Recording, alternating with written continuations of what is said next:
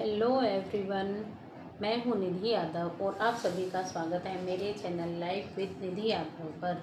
सबसे पहले तो आप सभी को शिवरात्रि की बहुत बहुत शुभकामनाएं। और चलिए इसी के साथ आज से शुरू करते हैं एक नई सीरीज़। इस सीरीज़ में जितने भी साइंस के टॉपिक है उनके मैं PYQs करवाऊँगी आप लोगों को।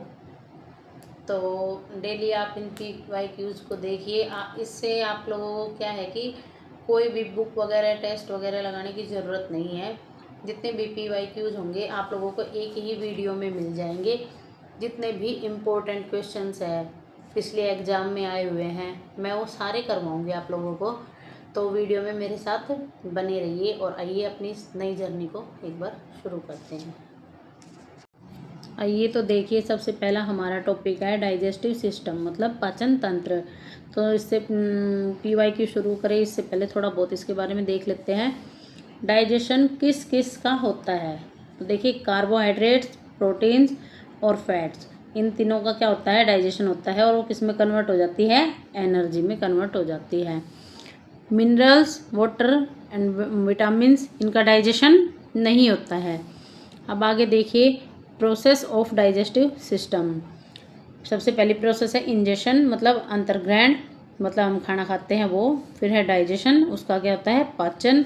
फिर होता है एब्जॉर्प्शन मतलब अवशोषण।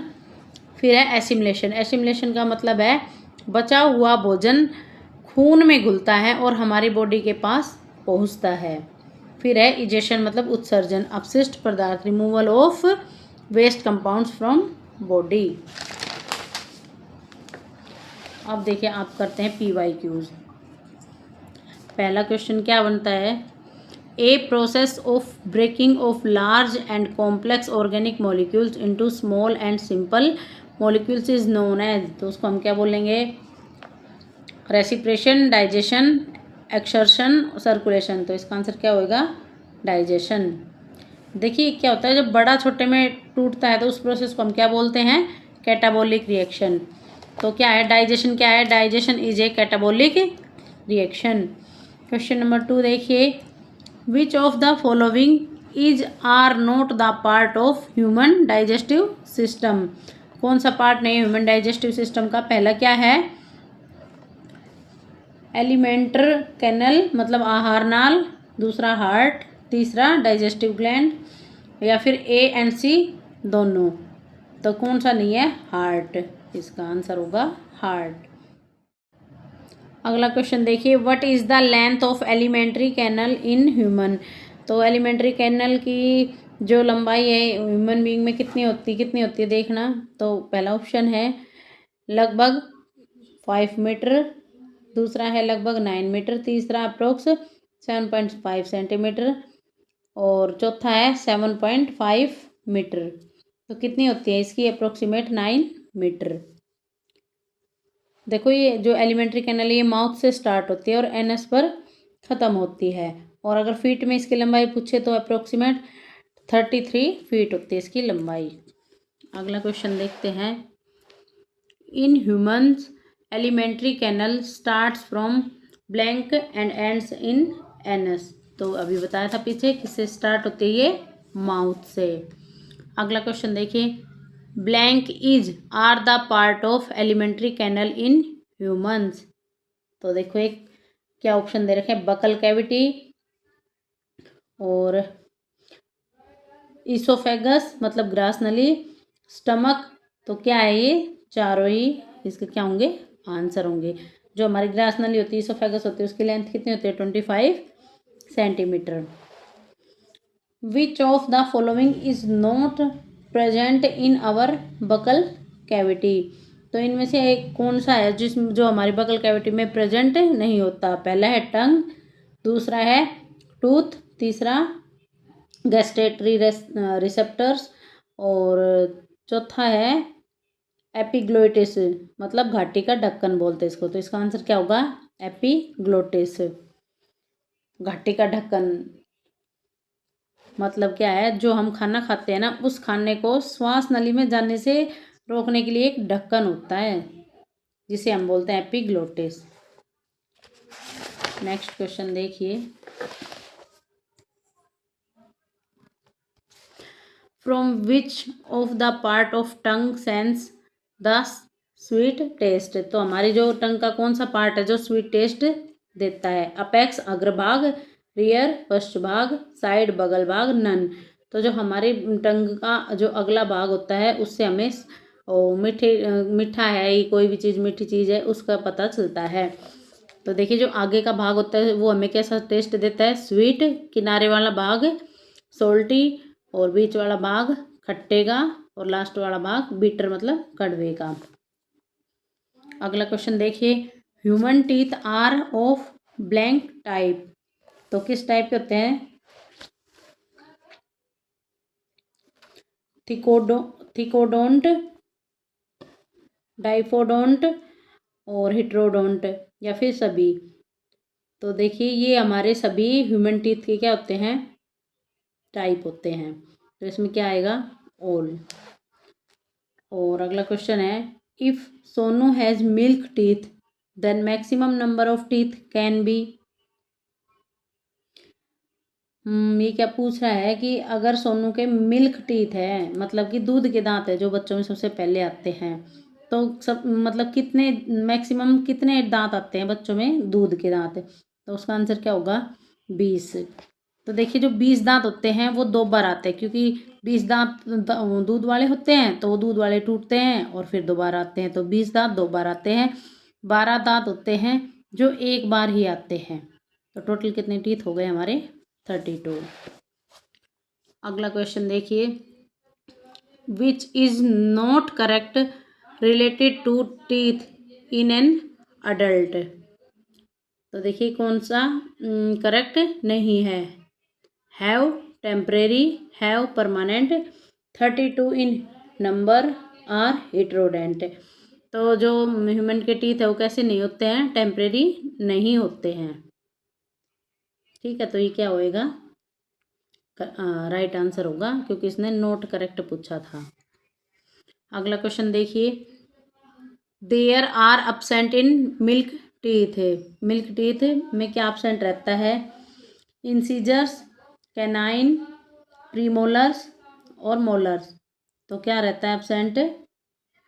जो हमारे प्रीमोलर्स होते हैं ना वो क्या रहते हैं उसमें? अब्सेंट रहते हैं, क्योंकि प्रीमोलर्स दूध के दांत में नहीं आते, वो बाद में आते हैं। अब आगे देखिए, देखो इसमें बता भी रखा है, जो मिल्क टीथ होते हैं उसमें इंसीजर तो आते हैं 8, मतलब वो 4 आगे के होते हैं ना, 4 ऊपर के 4 नीचे के, 8 हो गए। और कैनाइन होती है 4, 2 ऊपर वाली 2 नीचे वाली, 4 के बाद जो आती है।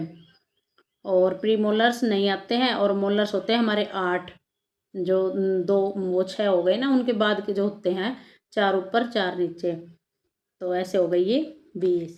अगला question, what is the number of teeth in humans that come out once in a life time. कि कितने टीथ है ह्यूमन में जो एक बार ही आते हैं लाइफ में? तो कितने हैं? 12। ठीक है, और 20 ऐसे होते हैं जो हमारे दोबारा आते हैं।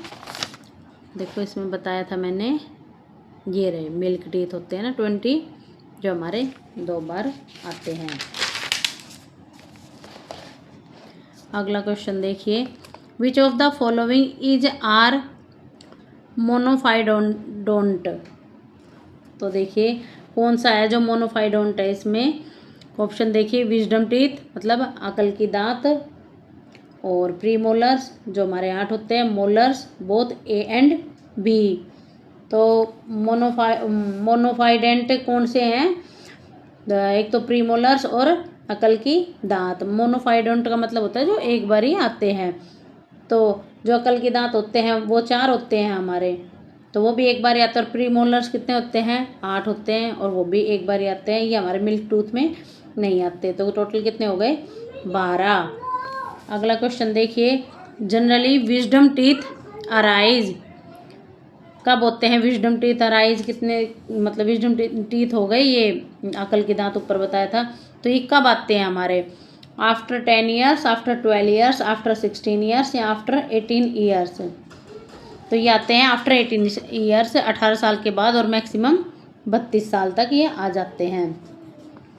तो देखिए अकल के दांत मोलर टाइप के दांत होते हैं। विजडम टीथ को वेस्टिगल ऑर्गन्स कहते हैं, मतलब अवशेषी अंग भी कहते हैं।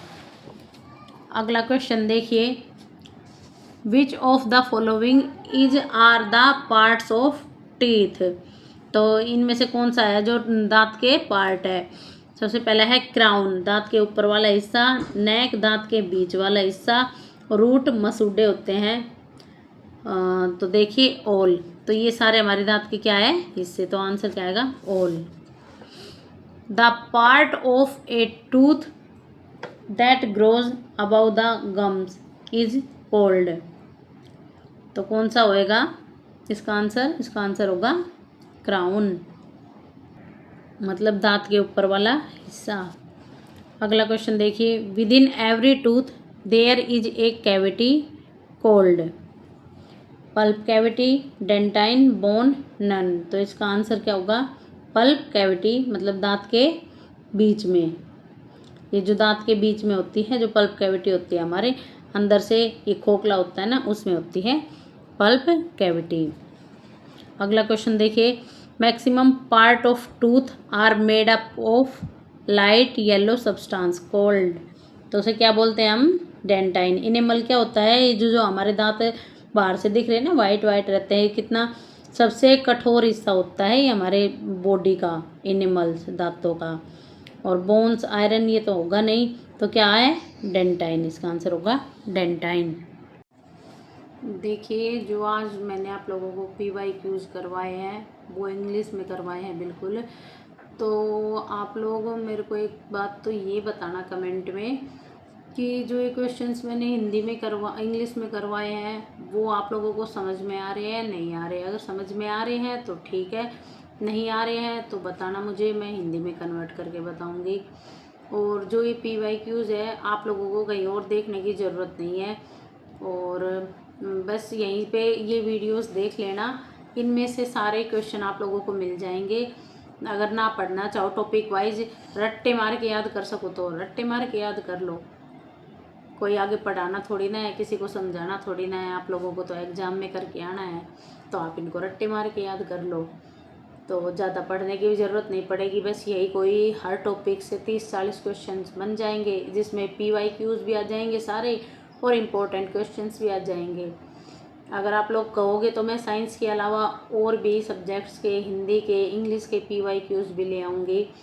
तो कमेंट करके बताना मुझे कि क्या करना चाहिए, लेके आने चाहिए और सब्जेक्ट्स के PYQs, या फिर ऐसे ही साइंस के ही चलते रहने चाहिए, या बीच बीच में और भी सब्जेक्ट्स के मैं PYQs डाल लूँ।